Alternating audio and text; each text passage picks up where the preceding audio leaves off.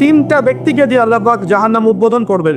উদ্বোধন তো বোঝেন, আমরা ওর সঙ্গে উদ্বোধন করি না, ফিতা কেটে পাখি উড়িয়ে করি না? তিন ব্যক্তিকে দিয়ে করবেন। তার প্রথম ব্যক্তি হচ্ছে একজন শহীদ। কি নাম? আল্লাহ পাক তাকে ডাকবেন, ডেকে বলবেন যে তোমাকে এই নিয়ামত দিয়েছিলাম, স্বীকার করছো? সে বলবে হ্যাঁ স্বীকার করছি। আল্লাহ তুমি কি করেছো আমার জন্য বিনিময়ে? সে বলবে আমি পুরো জীবন তোমার জন্য দিয়ে দিয়েছি। আল্লাহ বলবেন কেদিত, মিথ্যা কথা বলছো, তুমি এই জন্যে জীবন দিয়েছ যে মানুষ তোমাকে অনেক বড় বীর বলবে। যাও আজকে জাহান্নামে, তুমি আমার জন্য জীবন দাও, আমার নিয়তে জীবন দাওনি তুমি। আরেকজনকে টাকা হবে, কি করেছো? আল্লাহ আমি অনেক সম্পদের মালিক ছিলাম, আমি অনেক দান খয়রাত করেছি। আল্লাহ বলেন কাযিব, মিথ্যা কথা বলছো, তুমি এই জন্য দান করেছো যাতে মানুষ তোমাকে বড় দানবীর বলে। 3 নম্বর টাকা হবে কিন্তু আলেম, দাড়ি টুপি। কি করেছো? জ্ঞান অর্জন করেছে আল্লাহ দিনের, অনেক বড় হাফেজ ছিলাম, কারি ছিলাম, আলেম ছিলাম, দিনের বহুত খেদমত করেছো। আল্লাহ বলবেন কাযিব, মিথ্যা বলছো, এই জন্য করেছো এই পরিশ্রম যাতে মানুষ তোমাকে বড় বক্তা, বড় আলেম, বড় দায়ী, বড় কারি, বড় হাফেজ, বড় মওলানা বুজুর্গ বলে। এই হাদিসটা বর্ণনা করতে গিয়ে আবু হুরায়রা রাদিয়াল্লাহু আনহু অজ্ঞান হয়ে পড়ে যেতেন। এই চেয়ারে যারা বসে থাকেন, ধর্মতাত্ত্বিক দায়িত্ব যারা নিয়েছেন, তাদের ঝুঁকি সবচেয়ে বেশি। জানা অনুযায়ী আমল থাকতে হবে। আলেম সেই ব্যক্তি, প্রকৃত আলেম সেই ব্যক্তি যে ব্যক্তি যারা অনুযায়ী আমল করে থাকে। প্রচুর জানেন আমল নাই, এটাকে প্রকৃত আলেম বলা হয় না। জাহেলকে শুধু অজ্ঞমূর্খ জাহেল নয়, যে ব্যক্তি জাহেলিয়াতের কাজগুলো করে সে জাহেল। অজ্ঞতার কাজগুলো যে করে সে তো জাহেল, তাই না? ওই আয়ামে জাহিলিয়াতের যে কাজগুলো, এই কাজগুলো যারা করে ওদেরকে আমরা জাহেল বলবো না? ঠিক একইভাবে আলেম হতে হলেও আমল তো থাকতে হবে, জানানো যে আমল থাকতে হবে। আমি ভিতরের কথা বলতে চাই না, এতটুকু বলবো যে আমাদের যেমন চরিত্র, যেমন ব্যক্তিত্ব থাকা উচিত ছিল, আমরা মনে হয় সেটা রাখতে পারছি। যখন আমাদের মধ্যে দুনিয়ার প্রেম ঢুকে যাবে, দুনিয়ার প্রেম এবং আল্লাহ ছাড়া অন্যকে ভয় ঢুকে যাবে, তখন দেখবেন ইলম অর্জন করে আপনি হক কথা বলতে পারবেন। যদি এই উদ্দেশ্যে আমি এখানে বসে থাকি, এখানে বসলে আমাকে প্রতি মিনিটে মিনিটে হাজার হাজার টাকা দেওয়া হবে, এই বক্তব্যের একটা জাররা পরিমাণ তাসির আপনার কলিজার মধ্যে হবে না। আর যা চলছে একে অপরের নামে গীবত, সমালোচনা, তহমত, হিংসা, রিয়া, শোডাউন, আইওয়াশ, এগুলোতে দ্বীন ইসলামের প্রকৃত খেদমত হচ্ছে না। আপনি খেয়াল করে দেখবেন এমন এমন যারা বিজ্ঞ স্কলার, বিজ্ঞ আলেম, আল্লাহর খাস অনুগত বান্দা, তাদেরকে কখনো আপনি হয়তো ফেসবুকেও দেখেননি। যারা দেখবেন সেজদায় রাতে বেলা কাঁদছে, দিনের বেলা মাস্টাররা দেখবেন ছাত্র তৈরি করছে, মানুষকে পড়াচ্ছে, আল্লাহর প্রতি মেহনত করছে, আপনি চিনেন না তাদেরকে, দেখেন না। এখন আমাদের মধ্যে ঢুকেছে কি সেলিব্রিটিজম, তাই না?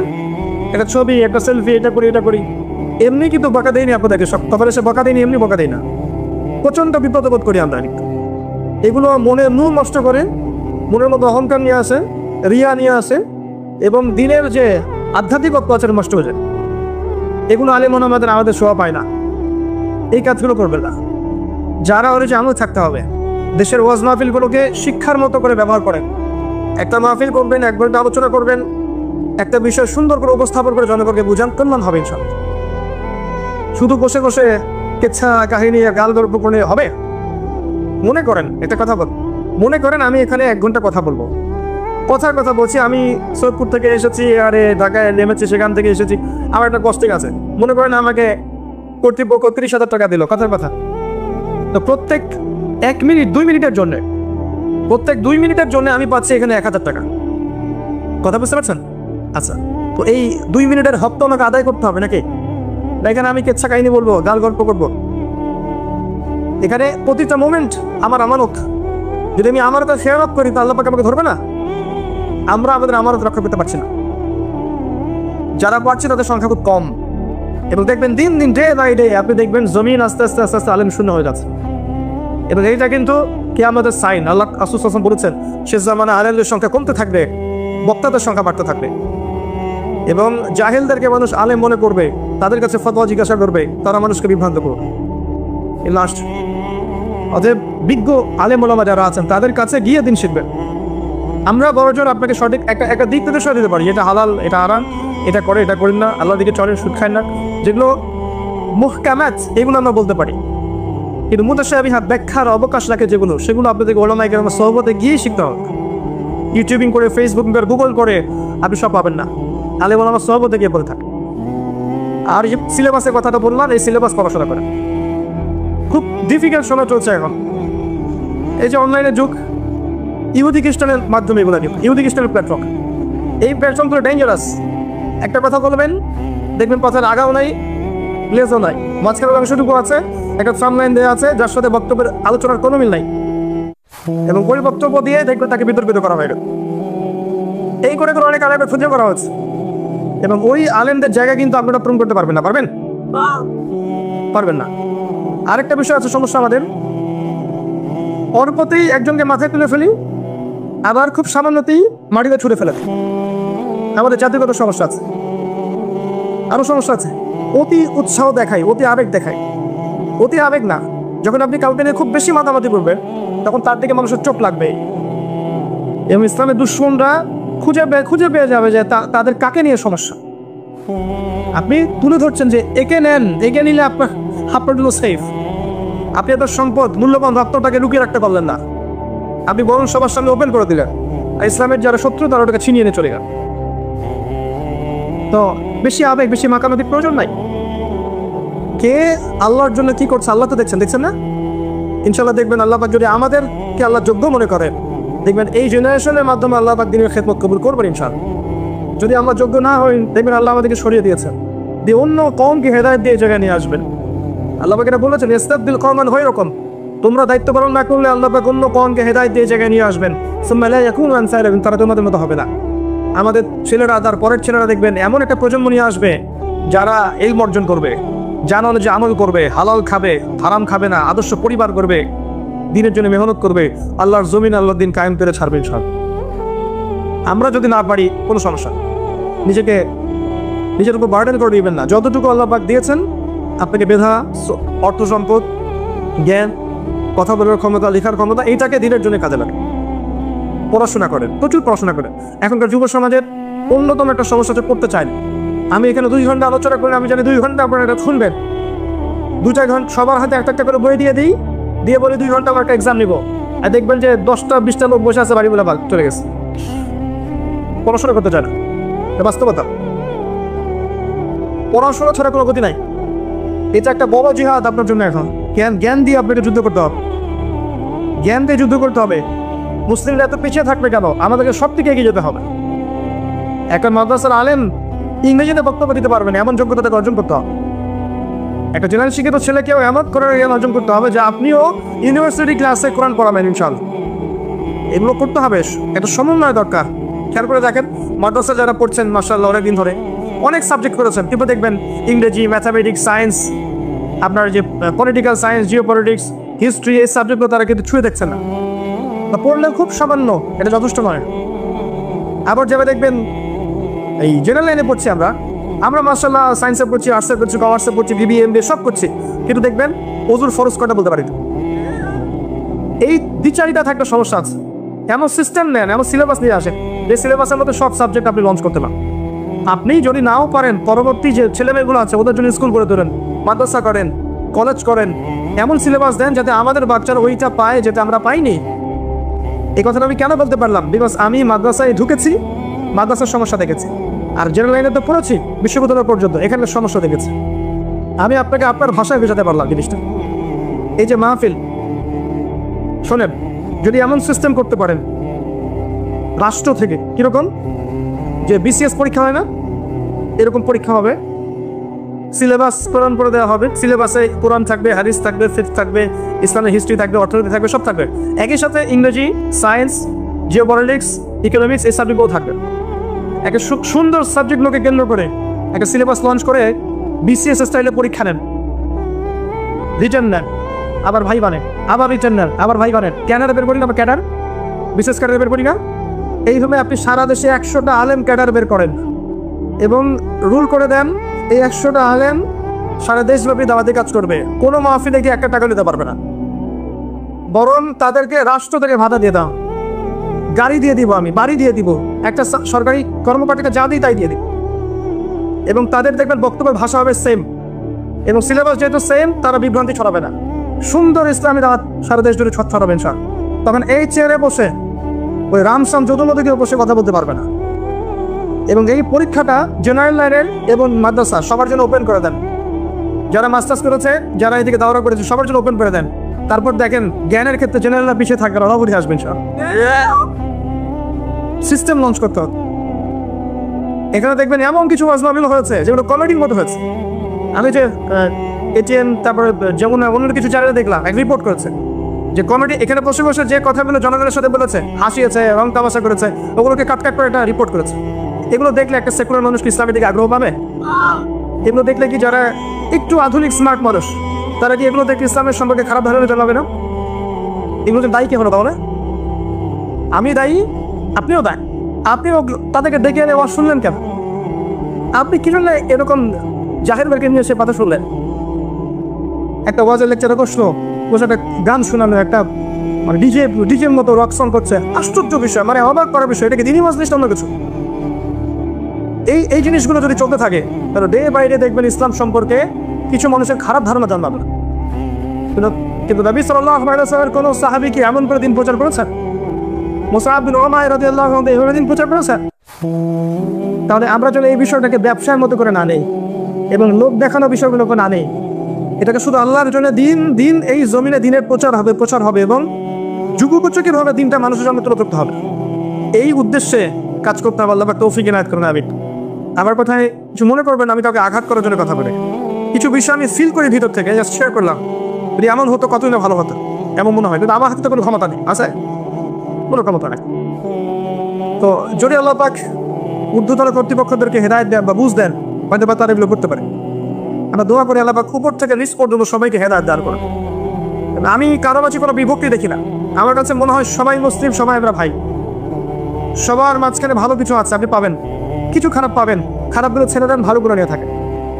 আমরা সমালোচনায় বেশি পটু, যে খারাপটা বেশি চর্চা করতে পছন্দ করি। কারণ মানুষের মধ্যে ভালো কিছু নাই, আমরা ভালো কিছু বলতে চাই না। এই কারণেই আল্লাহ পাক আমাদের উপর আযাব দিয়ে দেন। এগুলো অনেক সময় দেখা যায় আমাদের উপর আযাব হয়ে আসে, আমরা বুঝতে পারি না। আল্লাহ বোঝার তৌফিক ইনায়াত করুন। আমি আলোচনা গুটিয়ে নিচ্ছি। তো আমি এতক্ষণ যে কথাগুলো বললাম, কোরআন থেকে আপনাকে একটা জিনিস বোঝাতে চাইলাম যে প্রত্যেক যুগে যুগে আল্লাহর সুন্নাত একই। এই যুগে আমরা কার উম্মত? মুহাম্মদ সাল্লাল্লাহু আলাইহি ওয়াসাল্লাম। এই উম্মত যখন পৃথিবীতে এসেছে, ওই আয়ামে জাহিলিয়াত শিরক ছিল, সুদ ছিল, জিনা ছিল, ব্যভিচার ছিল, গোত্রীয় হানাহানি ছিল, নারী অবমাননা ছিল, অনেক জাহিলিয়াত ছিল। মাত্র 23 বছরের ব্যবধানে, শেষ করছি শোনেন, মাত্র 23 বছরের ব্যবধানে তিনি ওই জাহিলি আরবকে পরিবর্তন করে সোনালী আরবে পরিণত করেছে। করেন নাই? কি করেছেন তাহলে? 23 বছর পরে আরবের দিকে তাকান, ওখানে কোনো শিরক নাই, না কোনো বেদাত আছে, না হারাম আছে, না সুদ আছে, না জেনা আছে, না গোত্রীয় হানাহানি, কিচ্ছু নাই। সোনার একটা আরব। কিরূপ হলো? তারা কোরআন এবং হাদিসের হকটা আদায় করেছেন। করে নাই? আমরাও যদি এখন এই যুগে কোরআন এবং সুন্নাহর হকগুলো আদায় করি, ইনশাআল্লাহ যারা দেখবেন আপনি আগামী 20, 30, 40, 50 বছর পর হলেও এমন প্রজন্ম গড়ে উঠবে ইনশাআল্লাহ। দেখবেন যারা আল্লাহর জমিন আল্লাহর দিন কায়েম করে ছাড়বে ইনশাআল্লাহ। শোনেন, যারা খেলাধুলা নিয়মিত করে, আধা ঘন্টা 1 ঘন্টা করেন, এবং এই খেলাধুলার সময় আপনার যেন নামাজ ছুটে না যায়, কাপড় যেন সফর নষ্ট না হয়, খেলতে খেলতে জিকির পড়া যায় না, সুবহানাল্লাহ আলহামদুলিল্লাহ বলা যায় না, যাবে জিকির করতে পারবেন আপনি খেলেন, শারীরিক পরিশ্রম করে, দেখবেন আপনার শারীরিক কষ্টতার কারণে আপনার ঘুমটা ক্লিয়ার হবে এবং আপনার ক্ষুধা বাড়বে, খাওয়ার রুচি বাড়বে। আপনি খাবেন বেশি, তখন ব্যায়াম করবেন, ফিজিক্যালি স্ট্রং হবেন এবং ঘুমাবেন ক্লিয়ার, মাথা ফ্রেশ থাকবে, তখন পড়াশোনা করলে মন বসবে। এগুলো টিপস আমাদেরকে দেওয়া হয়েছিল ছোটবেলা। তো আর বললাম না খেলাধুলার হিস্ট্রি আমার, এতটুকু বলেন যে রোজা রেখে 2 বেলা খেলেছে, এক সময় ছিল আমার। যাই হোক, তো নামাজ পড়েন, শারীরিক কষ্ট পড়েন, ব্যায়াম পড়েন, চরিত্র ধরার কথা বলছে। এই টেকনোলজির দিকে বেশি যায় না, আপনি কায়িক পরিশ্রম করেন, সাংসারিক দায়িত্ব নিয়ে শেখেন, বাজার করেন, বাবাকে সহযোগিতা করেন, মাকে সহযোগিতা, সাংসারিক দায়িত্ব পালন করেন। এরপর আপনি হালাল রিজিকের ব্যবস্থা করেন। যদি হালাল রিজিকের ব্যবস্থা হয়ে যায়, আপনি যদি প্রাপ্তবয়স্ক হয়ে থাকেন, বিয়ে করে ফেলেন, চরিত্র হেফাজত হবে। যুবকরা এখন মাদক খাচ্ছে, মাদকের ব্যাপক চলা, এগুলো কোরআন সুন্নাহর সাথে মিলছে? আপনি কি দিবেন? যুব সমাজ যখন পর্নোগ্রাফিতে আসক্ত, তাদের রাত পর্নোগ্রাফি না দেখলে কাছে না, এগুলো কোরআন সুন্নাহর সাথে মেলে? নিবেন আপনি?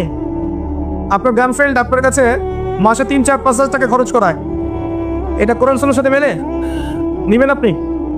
জিনা আপনি করতে পারবেন চাইলেই, জিনা চাইলেই করতে পারবেন, পতিতার উন্মুক্ত, আপনি কি যাবেন? কোরআন সুন্নাহর সাথে মিলবে? ওয়াদা করেছেন আল্লাহর কাছে, আল্লাহ কোরআন এবং সুন্নাহর সাথে যা মেলে আমি সেগুলো নিব, যেগুলো মেলে না সেগুলো নিব না। এখন যদি কোরআন সুন্নাহ ফলো করার পরে আমি আপনাকে বলি যে আপনি একজন মৌলবাদী মানুষ, আপনি কি করবেন?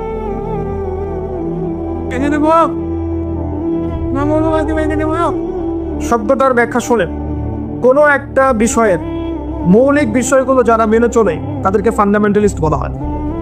একটা আদর্শ, একটা দর্শনের, একটা ধর্মের মৌলিক বিষয়গুলো যারা মেনে চলে তাদেরকে ফান্ডামেন্টালিস্ট বলা হয়। একটা ধর্মের মৌলিক বিষয়গুলো, নামাজ, রোজা, হজ, যাকাত, এগুলো যদি না মানে কেউ, সে কি মুসলিম হতে পারবে? এই শব্দটা খারাপ? কখনো খারাপ না, শব্দটা তো ভালো শব্দ। অবশ্যই আপনাকে এটা হতেই হবে, না হলে তো আপনি মুসলিম হতে পারছেন না।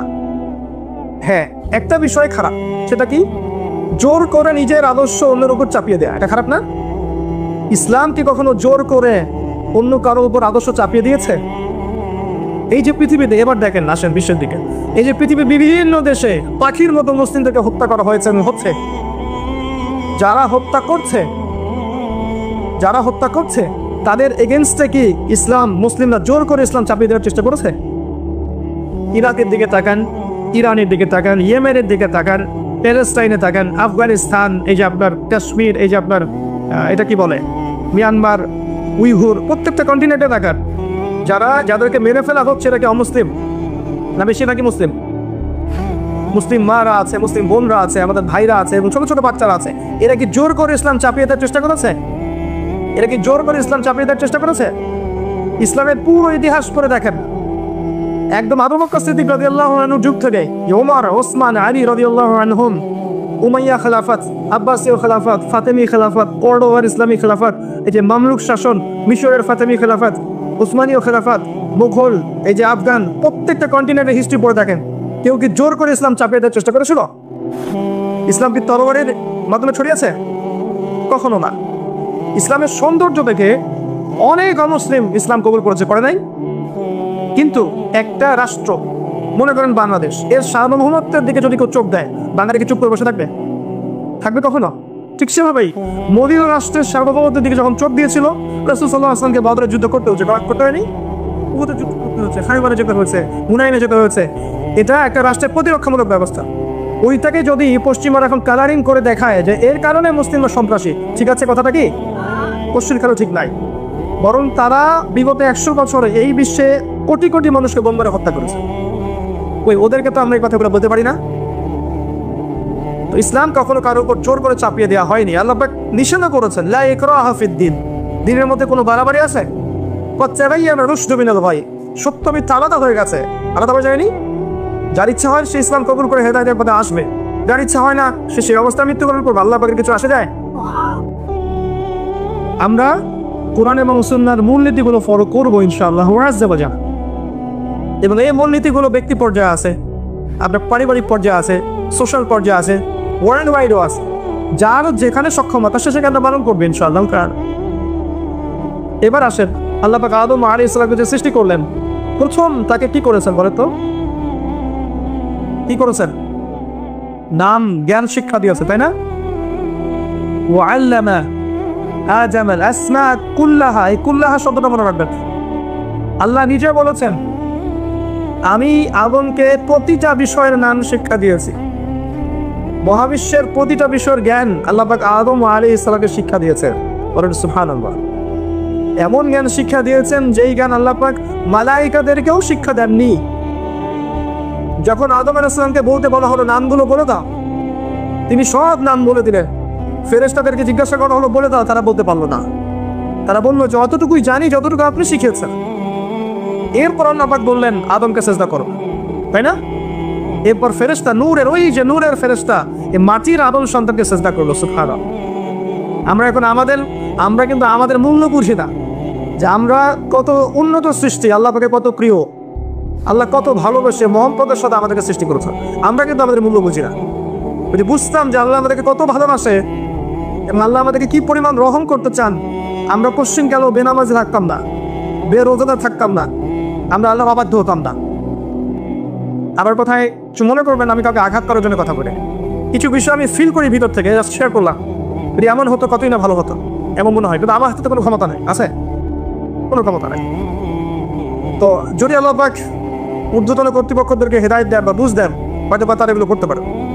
আমরা দোয়া করে আল্লাহ পাক উপর থেকে নিচ পর্যন্ত সবাইকে হেদায়েত দান করে। আমি কারো মাঝে কোনো বিভক্তি দেখি না।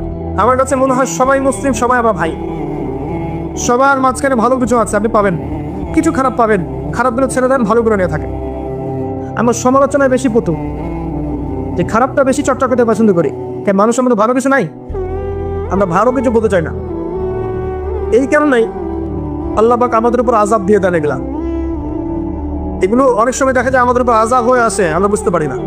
আল্লাহ বোঝার তৌফিক এনায়েত করুন, আমিন। আমি আলোচনা গুটিয়ে নিচ্ছি। তো আমি এতক্ষণ যে কথাগুলো বললাম, কোরআন থেকে আপনাকে একটা জিনিস বোঝাতে চাইলাম যে প্রত্যেক যুগে যুগে আল্লাহর সুন্নত একই। এই যুগে আমরা কার উম্মত? মুহাম্মদ সাল্লাল্লাহু আলাইহি ওয়াসাল্লাম।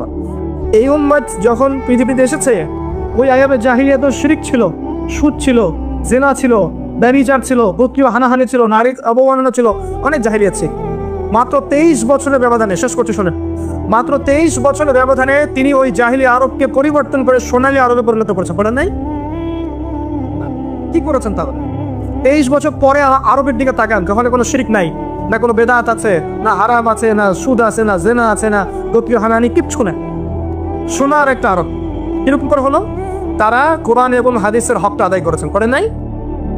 আমরাও যদি এখন এই যুগে কোরআন এবং সুন্নাহর হকগুলো আদায় করি, ইনশাআল্লাহ তাআলা দেখবেন আপনি আগামী 20, 30, 40, 50 বছর পর হলেও এমন প্রজন্ম গড়ে উঠবে ইনশাআল্লাহ, দেখবেন যারা আল্লাহর জমিন আল্লাহর দিন কায়েম করে ছাড়বে ইনশাআল্লাহ।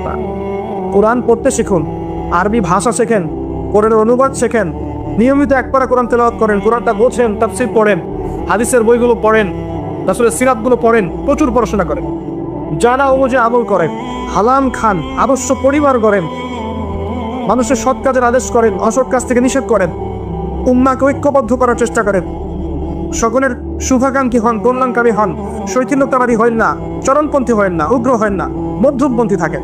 ইনশাআল্লাহ দেখবেন আমাদের ক্ষুদ্র ক্ষুদ্র প্রতিষ্ঠানের মধ্য দিয়ে ইসলাম এগিয়ে যাবে এবং এদেশ বাংলাদেশ মুসলিমদের একটা সুপার পাওয়ার হতে পারে ইনশাআল্লাহ। যখন থেকে আপনার ভালো মন্দ বোঝার ক্ষমতা হয়েছে, ঠান্ডা মাথায় রিকল করার চেষ্টা করেন আপনার মেমোরিকে, যে আপনি কি কি বড় বড় পাপ করেছেন। পারা যাবে? একটা খাতা নেন সামনে, নিয়ে লিখেন যে আমি 10টা বান্ধবীর সাথে প্রেম করেছি, বড় পাপ তো জেনা। আমি মদ খেয়েছি বন্ধুদের সাথে, আমি গুন্ডাগিরি করেছি, একজনের হাতে রক কেটে দিয়েছি, পায়ে রক কেটে দিয়েছি, আছে নাকি এমন নামের মানুষের? আমি রিলিফের মাল মেরে খেয়েছি, আমি বোনের সম্পত্তি অধিকার দেইনি, পিতামাতাকে আমি বৃদ্ধাশ্রমে পাঠিয়েছি, আমি এটা করেছি ওটা করেছি, হিসাব করা যাবে না? এগুলো তো করেছি আর করি নাই। আমি নামাজ পড়ি নাই এতদিন, এত ওয়াক্ত, আমি যাকাত দেই নাই, আমি রোজা রাখি নাই, পারা যাবে না? আমরা না করলে কি হবে? লিখে আছে না, দেখানো হবে না? সে ব্যক্তি বুদ্ধিমান যে নিজের হিসাব নিজে নিয়ে নিল দুনিয়ায়। এই জায়গায় আছেন, নিজের হিসাব নিজে নিয়ে নেন দুনিয়ায়। এবার আপনি দেখবেন যে আপনার আমার পাপগুলো দুই ভাগে বিভক্ত। একটা হচ্ছে আল্লাহর সাথে জড়িত, আর একটা মানুষের সাথে জড়িত। আল্লাহর সাথে যেগুলো জড়িত, ইনশাআল্লাহ 2 রাকাত নামাজ, অনলি 2 রাকাত নামাজ, ওযু করে এসে মুখলেস ভাবে আদায় করে চোখের পানি ফেলে দিয়ে শেষ রাতে আল্লাহকে বলা, আল্লাহ আমি এই পাপ করেছি, আল্লাহ আমাকে মাফ করুন। আল্লাহ রাব্বুল আলামিনের জন্য এটা মুহূর্তের ব্যাপার, আপনার সমস্ত পাপকে আল্লাহ পাক নেকি দিয়ে পরিবর্তন করে দিবেন ইনশাআল্লাহ। সূরা ফুরকানের শেষের দিকে আছে, ইল্লা মান তাবা ওয়া আমানা ওয়া আমিলা আমালান সালিহান ফাউলাইকা ইউবাদদিলুল্লাহু সাইয়্যাতিহিম হাসানাত। যারা তওবা করবে, ঈমান নিয়ে আসবে এবং আমলে সালেহ করবে, আমি আল্লাহ তাদের সমস্ত গুনাহগুলোকে নেকি দিয়ে পরিবর্তন করে দিব ইনশাআল্লাহ। আর এক শ্রেণীর পাপ পাবেন, সেটা হলো বান্দার সাথে জড়িত। এটা আল্লাহর কাছে মাফ চেয়ে লাভ নাই। আমাকে এসে বলতে হবে, ভাই আপনাকে গালি দিয়েছি, মাফ করে দেন। আমার আপনার কাছে গিয়ে বলতে হবে, ভাই আপনার গীবত করেছি, আমাকে মাফ করে দেন। আপনি আরেক ভাইয়ের কাছে গিয়ে বলবেন, ভাই আপনার টাকা আমি মেরে খেয়েছিলাম, টাকা নেন, শোধ করে নেন। প্রতিবেশীকে বলতে হবে, ভাই জমি নিয়ে নেন, জমি আমি মেরে খেয়েছিলাম। জনগণের সামনে এসে বলতে হবে, এই যে চালের বস্তা তোমাদের ছিল, আমি মেরে খেয়েছি, নিয়ে নাও। এত সহজ না। না হলে এগুলো কিয়ামতের মাঠে জমা থাকবে এবং পুলসিরাতে তারা দাঁড়িয়ে থাকবে। যখন আপনি আমি অনেক নেকি নিয়ে উঠবো, আল্লাহ পাক বলবেন নেকি দিয়ে দাও। কেন দিব? কারণ অমুককে গালি দিয়েছো, অমুকের টাকা নিয়েছো ফেরত দাওনি, অমুকের কাছ থেকে অমুককে অপবাদ দিয়েছো, অমুকের সম্পত্তি মেরে খেয়েছো, অমুকের জমি মেরে খেয়েছো, ইত্যাদি ইত্যাদি। এখন তোমার নেকি দিয়ে ওদেরকে শোধ কর। তোমার আমল নামা থেকে নেকি সব চলে যাবে, আর ওর আমল নামা থেকে গুনাহ আপনার আমল নামায় চলে আসবে। বলেন নাউযুবিল্লাহ। আল্লাহ পাক পরকালে আমাদেরকে যেন বান্দার সাথে জড়িত হক নিয়ে না ওঠান। আমিন। একটা দোয়া করতে পারেন, আল্লাহুম্মা কফিনি বিহালালিকা আন হারামিক ওয়া আগনিনি বিফদলিকা আম্মান সিওয়াক। আশা করা যায় আল্লাহ পাক আপনার দুনিয়ার ঋণ দুনিয়ায় শোধ করে দিবেন ইনশাআল্লাহ। কি দোয়া বললাম? আল্লাহুম্মা কফিনি বিহালালিকা আন হারামিক ওয়া আগনিনি বিফদলিকা আম্মান সিওয়াক। হিসনুল মুসলিম বইটা পড়েন, পাবেন ইনশাআল্লাহ। তো যেটা বলছিলাম প্রিয় ভাইয়েরা, সামনে সিজন আছে, আমল নামা হিসেব করে নেন, রমাদান মাসটাকে কাজে লাগান। নবী সাল্লাল্লাহু আলাইহি ওয়াসাল্লাম বলেছেন, সেই ব্যক্তির জন্য ধ্বংস যে রমজান মাসকে পেল, রমজানকে পেয়েও তার গুনাহ মাফ করাতে পারলো না। নবীর নাম শুনে আমরা কেউ দূর করলাম না। নবী সাল্লাল্লাহু আলাইহি ওয়াসাল্লাম বলেছেন, সেই ব্যক্তি ধ্বংস হোক যে রমজান মাসকে পেল, কিন্তু এই রমজান মাসকে পেয়েও তার গুনাহ মাফ করাতে পারলো না। আমরা এদের অন্তর্ভুক্ত হতে চাই না। আল্লাহ পাক হেফাজত করুন। রমজানের আগেই প্রিপারেশন নেন, মানসিকভাবে আমল নামা গুছিয়ে ফেলেন, টার্গেট করেন আপনি কি চাচ্ছেন রমজান মাসে। 30টা সওম তো আছেই, 5 ওয়াক্ত নামাজ জামাতে পড়ার চেষ্টা করেন, তারাবির সালাতগুলো আদায় করার চেষ্টা করেন। আল্লাহ পাক তৌফিক দান করুন। অন্তত একটা বার কোরআনকে খতম করার চেষ্টা করেন। প্রতিদিন এক পারা করে পড়লে খতম হবে, পারা যাবে না? যারা পড়তে জানি না, এখনই পড়া শিখে নেন। 1 মাস আছে, পড়া শিখে নেন। রমজান মাসে মসজিদ ভিত্তিক কোরআন শিক্ষার তালিম এবং কোর্স চালু করেন, মানুষকে কোরআন শিখান। 5 ওয়াক্ত নামাজের পরে দারসে হাদিস চালু করেন, মানুষকে হাদিস শিখান। মহিলাদের জন্য, মা বোনদের জন্য কোরআন শিক্ষার ব্যবস্থা করেন, ওদেরকে বাসায় শিখান। রমজান মাসে বাজারে বেশি যাবেন না, বেশি আড্ডাবাজি করতে বসবেন না, 3-4 জন মিলে এক জায়গায় আড্ডা মারতে বসবেন না, দিনই আলোচনা ছাড়া।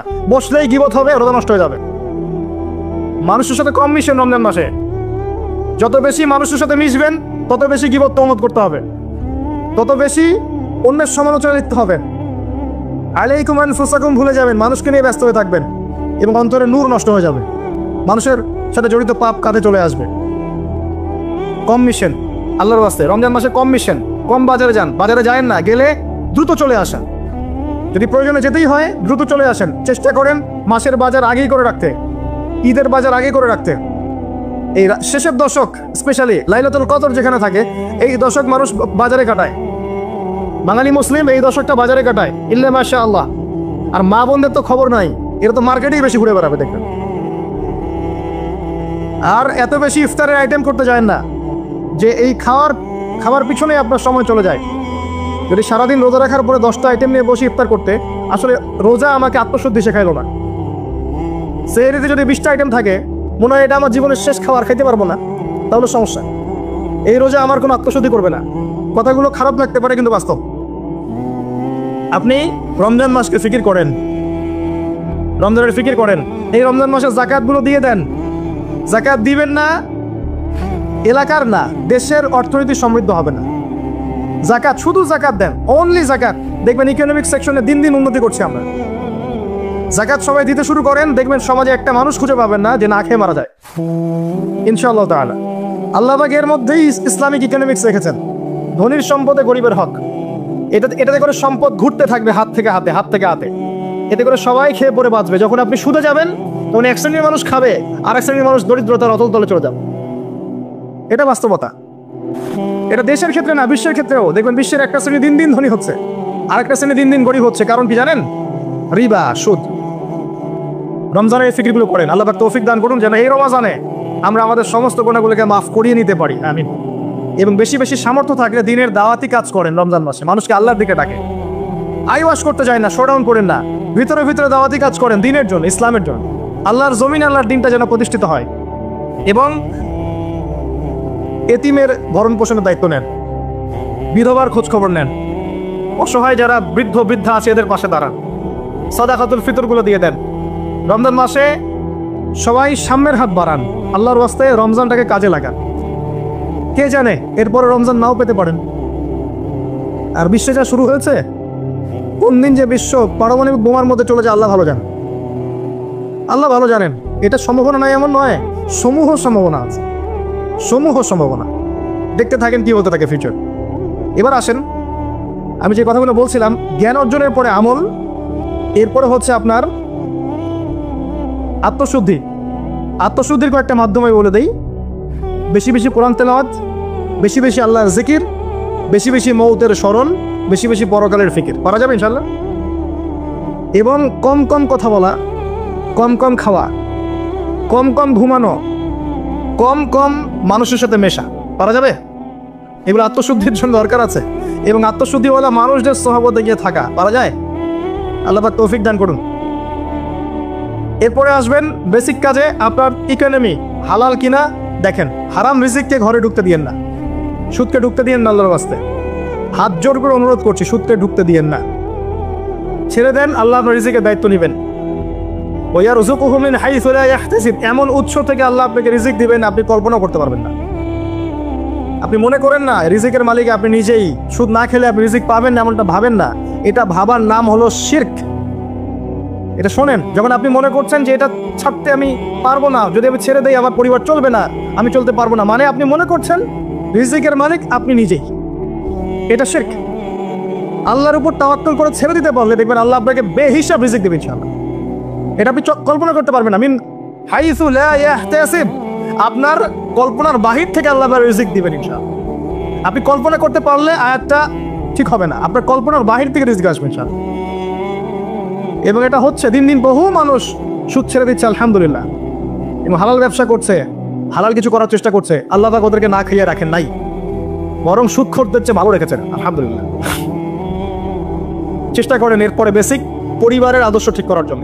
পরিবারে কালিমা থাকবে, কি থাকবে? লা ইলাহা ইল্লাল্লাহ, তাওহীদ থাকবে। পরিবারে সুন্নত থাকবে, পরিবারে তালিম থাকবে, পরিবারের মধ্যে পর্দা থাকবে। এবং এগুলো বাস্তবায়নের চেষ্টা আমরা করব। যদি এরপরে পরিবারবর্গ না শোনে, আপনি আসহাবুল কাহফ হয়ে যান। কথা বোঝা যায়?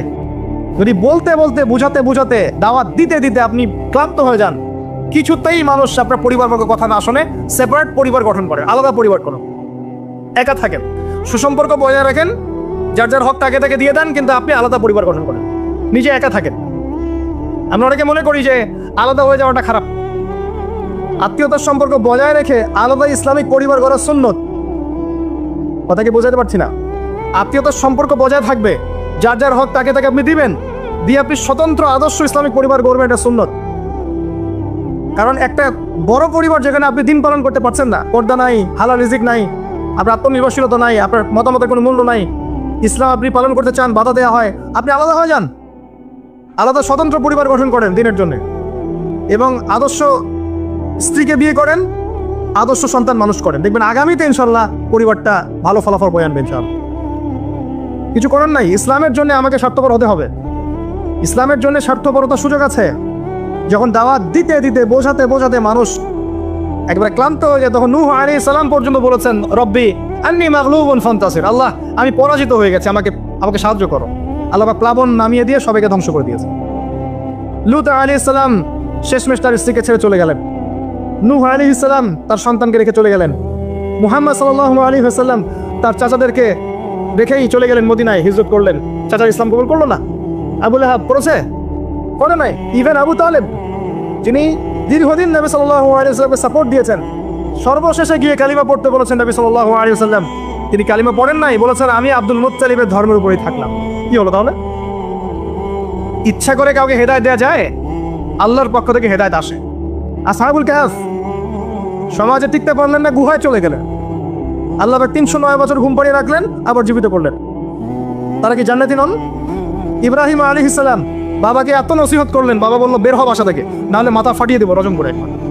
উনি চলে গেলেন, সাথে একজন তার স্ত্রী সারা আলাইহিস সালাম, তাকে নিয়ে চলে গেলেন প্যালেস্টাইন। প্যালেস্টাইনের নাম শুনেছেন? কোথায়? শেষ জামানার সবচেয়ে ইম্পর্টেন্ট জায়গা প্যালেস্টাইন। মনে রাখবেন, শেষ জামানায় যত কিছু ঘটছে এর কেন্দ্র হচ্ছে ফিলিস্তিন এবং জেরুজালেম। ওই জায়গাটার জন্য এত কিছু, বিশ্বে যা কিছু দেখছেন ওই জায়গার জন্য এত কিছু। কিছু মানুষ চায় ওখান থেকে বিশ্ব শাসন করতে, এবং তারা সেটা করবেও। এটা একটা সাময়িক সময়ের জন্যে, তারপরে ইনশাআল্লাহ তাআলা মুসলিমরা ওদের গর্দান উড়িয়ে দিবে ইনশাআল্লাহ। এবং ঈসা আলাইহিস সালাম সেখান থেকে ইসলামী খেলাফা আবারও বাস্তবায়ন করবেন ইনশাআল্লাহ তাআলা। আসেন এই বেসিক কাজগুলো করেন প্রিয় ভাইরা। আর আল্লাহ পাক আমাদেরকে কিছু প্রতিভা দিয়েছেন, কাউকে জান, কাউকে মাল, কাউকে লিখার ক্ষমতা, কাউকে বলার ক্ষমতা।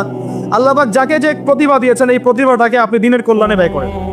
যদি একটা মসজিদ করতে পারেন করেন, একটা মাদ্রাসা করতে পারেন করেন, একটা শিক্ষা প্রজেক্ট করতে পারেন করেন, একটা ইসলামিক এনজিও করতে চান করেন, এতিমদের দায়িত্ব নেন, কোনো প্রজেক্ট করেন, মানবতার সেবামূলক কোনো কাজ করেন, পলিটিক্সের থেকে ভালো কিছু করতে চান করেন, পলিটিক্সের থেকে যদি ভালো কিছু করতে পারেন সেটাও করেন। মানে আপনি যেখানে আছেন সেখান থেকে দিনের জন্য কিছু করেন, পারবেন না? একজন মানুষ ধরেন একটা এলাকার রাজনৈতিক নেতা, তার পক্ষে কি পসিবল না ইসলামের জন্য কাজ করা, মানুষের ভালো করা সম্ভব না? পসিবল, এবং অনেক ক্ষেত্রে আমার চেয়ে বেশি পসিবল। একজন আলেম, তার জন্য কি এইসব মঞ্চে বসে দিনের কথা বলা সম্ভব না? মানুষকে দিনের কথা ডাকা সম্ভব না? একজন মসজিদের মুতাওয়াল্লি, তার জন্য কি মসজিদটা আবাদ করা সম্ভব না? একটা মাদ্রাসার প্রতিষ্ঠাতা, তার জন্য কি মাদ্রাসা আবাদ করা সম্ভব না? আমাদের প্রত্যেককে আল্লাহ বা কিছু না কিছু সুযোগ দিয়েছেন, ওগুলোকে ফাইন্ড আউট করে আল্লাহর ওয়াস্তে যে কয়দিন বেঁচে থাকবো দিনের জন্য কিছু করে কবরও যাই, ইনশাল্লাহ জান্নাত পাওয়া যাবে। এগুলো বাস্তব কথা, প্র্যাকটিক্যাল কথা। আর একটা কথা মনে রাখবেন, আল্লাহ পাক বলেছেন নাসুল্লাহ ফানাসিয়াহুম, যারা আল্লাহকে ভুলে যাবে আল্লাহ ওদেরকে ভুলে যাবেন। যারা আল্লাহকে ভুলে যায় আল্লাহ তাদেরকে ভুলে যান। ইন্নাল্লাহা লা ইউগাইয়িরু মা বিকওমিন হাত্তা ইউগাইয়িরু মা বিআনফুসিহিম। একটা কওম যতক্ষণ তার অবস্থা পরিবর্তনের চেষ্টা করে না, আল্লাহ পাক ওই কওমের অবস্থা পরিবর্তন করেন না। ইন তানসুরুল্লাহ ইয়ানসুরকুম ওয়া ইউসাব্বিত আকদামাকুম, তোমরা যদি আল্লাহর দ্বীনকে সাহায্য করো তবেই আল্লাহ তোমাদেরকে সাহায্য করবে, তোমাদের পদযুগল দৃঢ় রাখবে। আমি আমার কথা শোনেন, তোমরা যদি আল্লাহর দ্বীনকে সাহায্য করো তবেই আল্লাহ তোমাদেরকে সাহায্য করবে। এমনি এমনি সাহায্য আসবে না, আসবে না, কখনোই না। এভাবে ঘাপটি মেরে বসে থাকলে আর সবাই খারাপ হয়ে গেছে আমি ভালো, নিজে বাঁচলে বাপের নাম, অথবা সমাজটা পচে গেছে এখন আর কিছু করা যাবে না, এইসব চিন্তা করে যারা কম্বল দিয়ে মুড়ি দিয়ে শুয়ে থাকবে তারাও ধ্বংস হয়ে যাবে এক সময়। ধ্বংস হওয়ার সময় ওরাও বাদ থাকবে না, ওরাও ধ্বংস হয়ে যাবে। তো আল্লাহর দ্বীনকে সাহায্য করেন, যার যতটুকু ক্ষমতা আছে, প্রতিভা আছে, আল্লাহ পাক সামর্থ্য দিয়েছেন। আল্লাহ পাক একটা সুসংবাদ দিয়েছেন, ইয়া আইয়ুহাল্লাযীনা আমানু, হে মুমিনগণ, ওয়ালা তাহিনু ওয়ালা তাহজানু, তোমরা হীনবল হয়ো না, দুশ্চিন্তাগ্রস্ত হয়ো না, ওয়া আনতুম লা আলাউনা, তোমরাই বিজয়ী হবে ইনশাআল্লাহ। ইন কুনতুম মুমিনিন, যদি প্রকৃত অর্থে তোমরা মুমিন হয়ে থাকো, যদি তোমরা প্রকৃত অর্থে মুমিন হয়ে থাকো তোমরাই বিজয়ী হবে ইনশাআল্লাহ। হীনবল হয়ো না, দুশ্চিন্তাগ্রস্ত হয়ো না। আল্লাহ পাক আরো আয়াতে বলেছেন, তোমরা কি ভেবেছো এমনি এমনি জান্নাতে চলে যাবে? যতক্ষণ আল্লাহ পাক তোমাদেরকে পরীক্ষা করছেন, যতক্ষণ আল্লাহ পাক দেখে নিচ্ছেন কে তোমাদের মধ্যে সবর করনেওয়ালা আর প্রচেষ্টা চালানেওয়ালা, তোমরা কি ভেবেছো এমনি এমনি জান্নাতে চলে যাবে? সেগুলো হচ্ছে বাস্তব কথা। এবার আসেন, এখন আমরা যে পরিস্থিতির মধ্যে আছি এখান থেকে পুরোপুরি উত্তরণ সম্ভব না, ফুল স্টপ। যা দেখছেন ফিতনা ফাসাদ, যা দেখছেন ব্যক্তিগত জীবনে, পারিবারিক জীবনে, সোশ্যালি, ইকোনমিক্যালি, জিওপলিটিক্যালি, এই ফিতনা ফাসাদগুলো থেকে পুরোপুরি রিকভার করা এখন সম্ভব না। এবং এটা আইএমএ জাহিলিয়াতে, সেই জাহিলিয়াতগুলোকে হার মানাচ্ছে দিন দিন।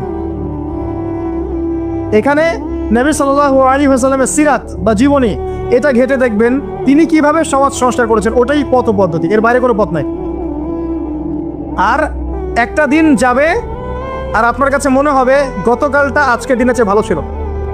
যতদিন যাবে আলামাতুস-সাআহ, আখিরুজ্জামানের সাইনগুলো আরো প্রকাশিত হতে থাকবে। মানুষ মারা যাবে, মানুষ বেশি বেশি মরবে, মহামারীতে হোক, হত্যাকাণ্ডে হোক, যুদ্ধে হোক, মানুষ মরবে বেশি বেশি সামনে। উলামায়ে কেরামের সংখ্যা কমতে থাকবে, জাহেলদের সংখ্যা বাড়বে।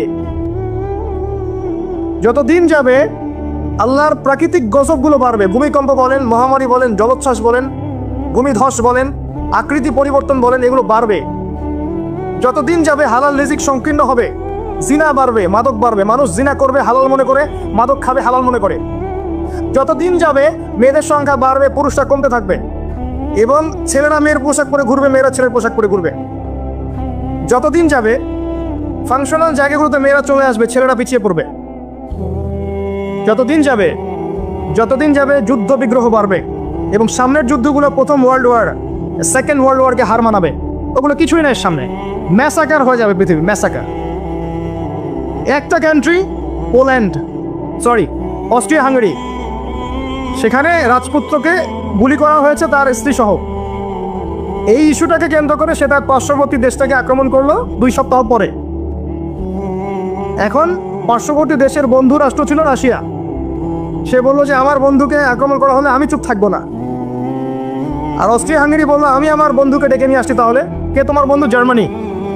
জার্মানিকে ডেকে আনা হলো, জার্মানি যুদ্ধে ঝাঁপিয়ে পড়লো অস্ট্রিয়া হাঙ্গেরির জন্য। রাশিয়া এদিক থেকে জার্মানিকে আক্রমণ করছে, জার্মানি এদিক থেকে ডিফেন্ড করছে। এদিকে অস্ট্রিয়া হাঙ্গেরি তার প্রতিবেশীকে আক্রমণ করছে। এবার ফ্রান্স বলল রাশিয়া আমার বন্ধু, আমি জার্মানিকে ছাড়বো না। তখন ফ্রান্স যুদ্ধে চাপ দিল, সে জার্মানির এগেইনস্টে যুদ্ধ করলো। ম্যাসাকার অবস্থা, এমন যুদ্ধ যে একদিনে 17,000 মানুষ মারা গেছে। কয়েক ঘন্টার মধ্যে 17,000 মানুষ শেষ, এমন হয়েছে। এবং পানি পথে, আকাশ পথে, সব পথেই হয়েছে।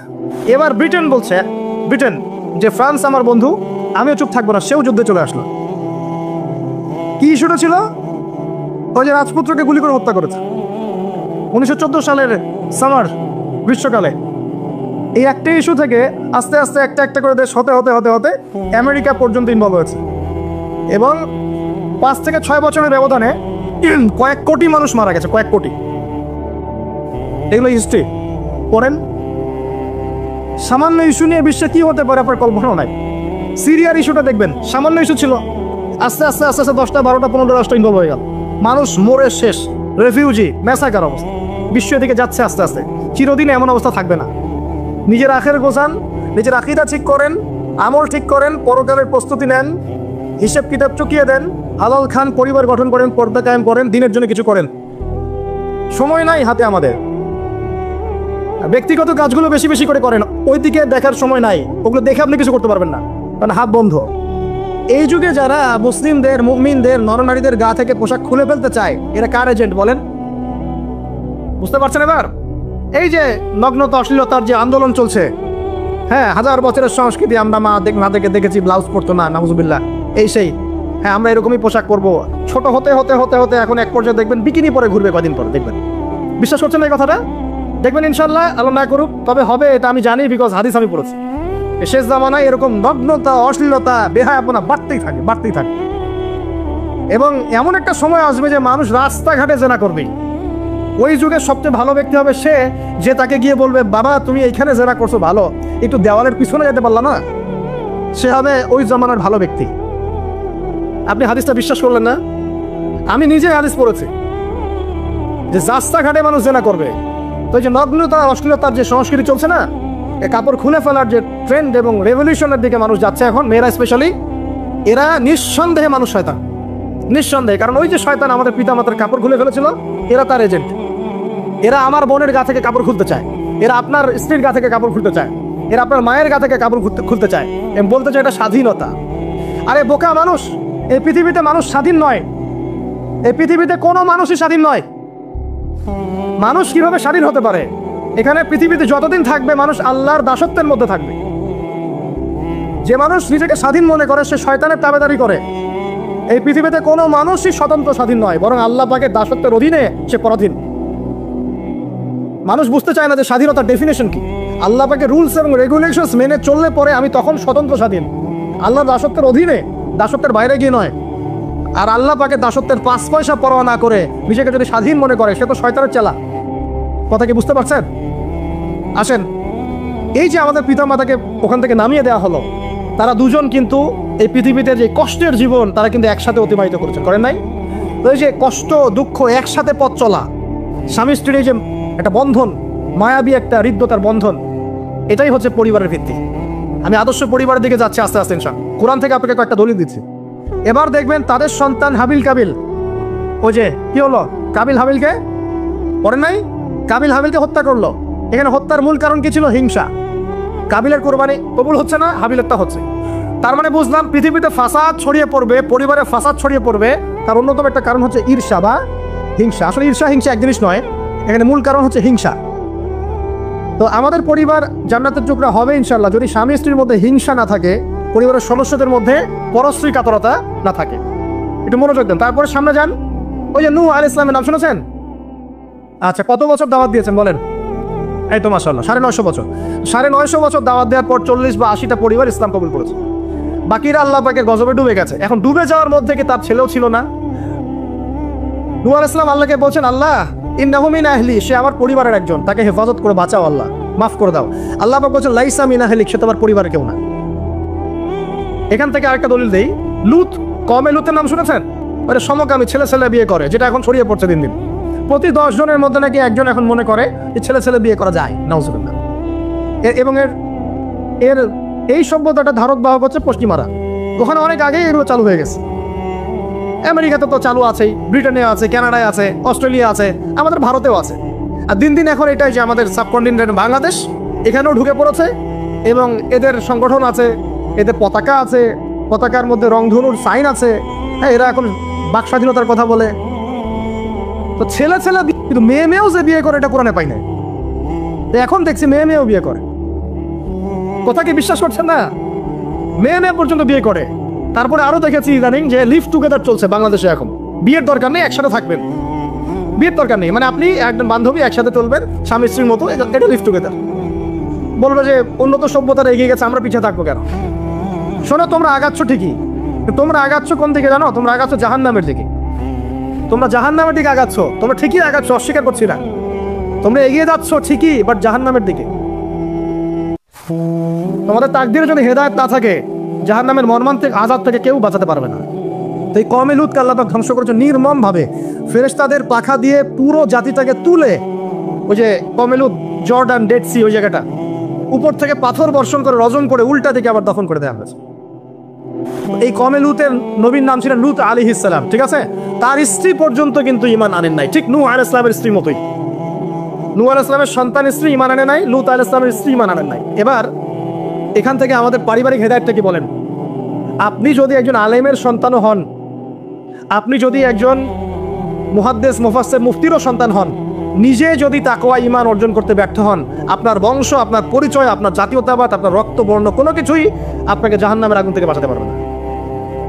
এই জন্য নবী সাল্লাল্লাহু আলাইহি ওয়াসাল্লাম তার কলিজার টুকরা মেয়ে ফাতিমা রাদিয়াল্লাহু আনহাকে বলছেন, হে ফাতিমা, দুনিয়াতে আমার কাছে যা চাওয়ার তুমি চেয়ে নাও, পরকালে আমি তোমার কিন্তু কোনো হেল্প করতে পারবো না। কিন্তু আমরা জানি নবী সাল্লাল্লাহু আলাইহি ওয়াসাল্লাম সবার জন্য আমভাবে সুপারিশ করবেন। তিনি তার স্ত্রী আয়েশা রাদিয়াল্লাহু আনহাকে কাঁদতে দেখে বলছেন, হে আয়েশা, কি জন্য কাঁদছো? আয়েশা রাদিয়াল্লাহু আনহা বলছেন, আল্লাহর আযাবের ভয়ে কাঁদছি হে ইয়া রাসূলুল্লাহ। নবী সাল্লাল্লাহু আলাইহি ওয়াসাল্লাম বলছেন, আয়েশা, 3টা জায়গা থাকবে কিয়ামতের মাঠে যখন আমিও তোমাকে চিনতে পারবো না, তুমিও আমাকে চিনতে পারবে না। এক, যখন আমলনামা ছুড়ে দেওয়া হবে, ইকরা কিতাবাক ওয়া কাফা বিনাফসিকা আল-ইয়াওমা আলাইকা হাসিবা, কেউ কাউকে চিনবে না, সবাই ইয়া নাফসি ইয়া নাফসি। একটা হচ্ছে পুলসিরাত পার হওয়ার সময় কেউ কাউকে চিনবে না, ইয়া নাফসি। আরেকটা হচ্ছে যখন আমলনামা ওজন করা হবে মিজান, কেউ কাউকে চিনবে না। এখন যাদেরকে আপনার আপন মনে হচ্ছে না, আমি একটা কথা তো অনেকদিন বলেছি যে আল্লাহ সুবহানাহু ওয়া তাআলা ছাড়া ইহকাল পরকালে আমাদের প্রকৃত আপন কেউই না। কথা বুঝতে পারছেন না? না, সময় হোক বুঝতে পারবেন। এই যে যাদের কথা চিন্তা করে আপনি দুর্নীতি করছেন, ঘুষ খাচ্ছেন, সুদ খাচ্ছেন, এরা আপনাকে চিনবে না মরার পরেই। আপনি মারা যাবেন, এরা আপনাকে চিনবে না পরকালে। তখন যদি আপনি বলেন, হে আল্লাহ, আমি ওদের স্বার্থে সুদ খেয়েছি, পরিবার দেখাশোনা করার জন্য ঘুষ নিয়েছি, দুর্নীতি করেছি, ওরা উল্টা বলবে যে আল্লাহ, একে তো আমি নিতে বলি নাই, ওকে তো আমি নিতে বলি নাই, ওর হিসাব ও দিবে, আমি এসবের মধ্যে নাই। আপনার স্ত্রী আপনাকে কথা বলবে, ইয়াউমা ইয়াফিরুল মারউ মিন আখি, ভাই ভাই থেকে দৌড় দিয়ে পালাবে ওই দিন। উম্মিহি ওয়া আবি, তার মা বাপ থেকে পালাবে। ওয়া সাহিবাতিহি ওয়া বানি, এই যে স্ত্রী সন্তান, এগুলো থেকে পালাবে মানুষ। লিকুল্লি ইমরিইন মিনহুম ইয়াউমাইযিন শা'নু ইউগনি, প্রত্যেক সত্তা সেই দিন নিজেকে নিয়ে ব্যস্ত থাকবে। তো এখান থেকে শিক্ষা দেখেন যে পরিবার আদর্শ হবে যখন পরিবারের প্রত্যেকটা মানুষ নিজেকে নিয়ে ভাববে যে আমি কতটুকু ইমানদার হয়েছি। আমি কার সন্তান সেটা বড় কথা নয়, আমি কতটুকু ইমানদার হতে পেরেছি, কতটুকু মুত্তাকি হতে পেরেছি, আল্লাহওয়ালা হতে পারলাম, এটা মূল কথা। ফেরাউনের স্ত্রী আসিয়া, ফেরাউনের আন্ডার থেকেও সে মুমিনা হয়েছে, হয় নাই? ফেরাউন যে বড় কাফের, এই কারণে কি তার স্ত্রী শাস্তি পাবে? পাবে না। বরং আমাদের নবীজি মেরাজের রাতে গিয়ে দেখেছেন এবং গন্ধ পেয়েছেন যে সুঘ্রাণ ছড়াচ্ছে একটা জায়গা থেকে। তখন জিবরাইল আলাইহিস সালাম জিজ্ঞাসা করলেন যে এখানে এত সুন্দর ঘ্রাণ কোত্থেকে আসছে? জিবরাইল আলাইহিস সালাম বললেন, এটা হচ্ছে ফেরাউনের স্ত্রী আসিয়ার ওই ঘর যেটা আল্লাহ পাক তার জন্য জান্নাতে মানে বানিয়েছেন, ওইখান থেকেই সুঘ্রাণ আসছে। সুবহানাল্লাহ।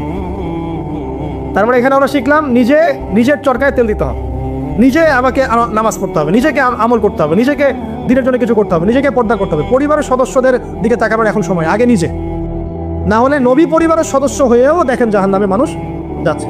এবার সামনে যায় চলেন। ইব্রাহিম আলাইহিস সালাম নাম শুনেছেন? আচ্ছা, তার বাবা কি করতেন? বড় পুরোহিত ছিলেন। আর যেখানে শিরক সেখানেই দেখবেন ইব্রাহিম, যেখানেই কুফর সেখানেই মুহাম্মদ সাল্লাল্লাহু আলাইহি ওয়াসাল্লামের জন্ম হয়, এটাই নিয়ম। তো সেখানে আল্লাহ পাক জন্ম দিলেন ইব্রাহিম আলাইহিস সালামকে, যিনি তার পিতাকে নসিহত করছেন, আব্বা তুমি কেন লিমা তা'বুদু, তুমি কেন এমন এক সত্তার ইবাদত করো, মা লা ইয়াসমাউ, যে শুনতেও পারে না, ওয়ালা ইউবসিরু, সে দেখতেও পারে না, ওয়ালা ইউগনি আনকা শাইআ, সে তোমার কোনো উপকারও করতে পারে না, ক্ষতিও করতে পারে না। ইভেন তোমার স্ট্যাচুর গায়ে একটা মাছি যদি বসে, এটাকে সে নিজে সরাতেও পারে না, তার কোনো ক্ষমতা নাই। এখন তুমি কেন বাবা এর ইবাদত করছো? ইব্রাহিম আলাইহিস সালাম বলছেন, তখন তার বাবা বলছেন, আনতা রাগিবুন আন আলিহাতিনা ইয়া ইব্রাহিম, হে ইব্রাহিম তুমি কি আমাদের এই উপাস্যতা থেকে মুখ ফিরাচ্ছ? যদি তুমি ফিরে না আসো তাহলে আমি তোমাকে বাসা থেকে বের করে দিব, তোমার মাথা পাথর দিয়ে মেরে ফাটিয়ে ফেলবো। তো ইব্রাহিম আলাইহিস সালাম তর্ক করলেন না, বললেন সালামুন আলাইক, আপনার উপর শান্তি বর্ষিত হোক, এই বলে তিনি বাসা থেকে বের হয়ে গেলেন। খেয়াল করে দেখেন, যুবক ছেলে ইব্রাহিম, সে তার পিতাকে দাওয়াত দিল, তার পিতা একজন বড় শিরকের কারিগর, যে তার দাওয়াত কবুল করলো না। কিন্তু ইব্রাহিম আলাইহিস সালাম কিন্তু মিথ্যার সাথে সত্যের আপোষ করলেন না, তিনি প্রয়োজনে একা চলে গেলেন বাড়ি থেকে, তারপরেও আল্লাহর আনুগত্য ছাড়লেন না। পরিবারের হেদায়েত এখানে নাই, আছে। আরো সামনে যান, ইব্রাহিম আলাইহিস সালামের একজন স্ত্রীর নাম কি? হাজারা, আরেকজনের নাম কি? সারা। সারা আলাইহিস সালাম থাকেন ওই যে শামে, প্যালেস্টাইন, আর হাজারা আলাইহিস সালামকে রেখে আসা হয়েছে কোথায়? মক্কায়, এই যেখানে জামজাম কূপ তৈরি হলো। এখানে হাজারা আলাইহিস সালামকে রেখে যাওয়ার সময় তিনি বলছেন যে আমাদেরকে এই জনমানব শূন্য জায়গায় কেন রেখে যাচ্ছেন? ইব্রাহিম চুপ করে আছেন, আবার জিজ্ঞাসা করছেন, আবার চুপ করে আছেন। এবার তিনি বলছেন, হাজারা আলাইহিস সালাম, যে আপনি কি আল্লাহর আদেশেই কাজ করছেন? তখন ইব্রাহিম আলাইহিস সালাম বলছেন, হ্যাঁ। মাথাটা খালি নাড়লেন, হ্যাঁ নাম। তখন তার স্ত্রী বলছেন, তাহলে আল্লাহ পাক আমাদেরকে ধ্বংস করবেন না ইনশাআল্লাহ। খাবার নাই, পানিও নাই, কিছুই নাই, আল্লাহর প্রতি তাওয়াক্কুলটা দেখেন। এবার দেখেন, ওই স্ত্রীর গর্ভ থেকে একজন সন্তান হলো, তার নাম কি? ইসমাইল। এবার এই সন্তানকে তার বাবা বলছেন অনেক বছর পরে, ইয়া বুনাই, হে আমার সন্তান, ইন্নী আরা ফিল মানামি আন্নী আযবাহুক, আমি স্বপ্নে দেখেছি আমি তোমাকে জবাই করছি, ফানজুর মাযা তারা, তুমি একটু তোমার রায়টা জানাও, তোমার কি মতামত? ওই তাওয়াক্কুল কারিনী নারীর গর্ভ থেকে জন্ম নেওয়া এই ইসমাইল, তিনি বলছেন, ইয়া আবাতি, হে আমার বাবা, ইফআল মা তুমার, আপনি তাই করেন যে আল্লাহ আপনাকে আদেশ করেছেন। সাতাজিদুনি ইনশাআল্লাহু মিনাস সাবিরিন, ইনশাআল্লাহ আপনি আমাকে সবরকারী পাবেন। এই বাচ্চার বয়স হবে বড় জোর 10 থেকে 15, নাকি কম সম হবে আর কি। তো এই প্রজন্মের আমাদের জেনারেশনকে দেখেন না, আমি গতকালকে গুগল সার্চ করে দেখেছি যে বাংলাদেশের 11 থেকে 19 বছর বয়সী যে বাচ্চারা আছে, কিশোর, এরা এখন সবচেয়ে বেশি পর্ন দেখে, সবচেয়ে বেশি। এবং কলেজ পড়ুয়াদের, স্কুল কলেজ পড়ুয়ার মধ্যে 77%ই পর্ন দেখে। এবং ইন টোটাল হিসাব করে দেখা যায় বাংলাদেশে 92% মানুষ পর্নাসক্ত, মানে পর্নাসক্ত না হলেও পর্ন দেখে। ওই যে কিশোর ইসমাইলের চেতনা দেখেন, আর আমাদের এই যুব সমাজের চেতনা দেখেন।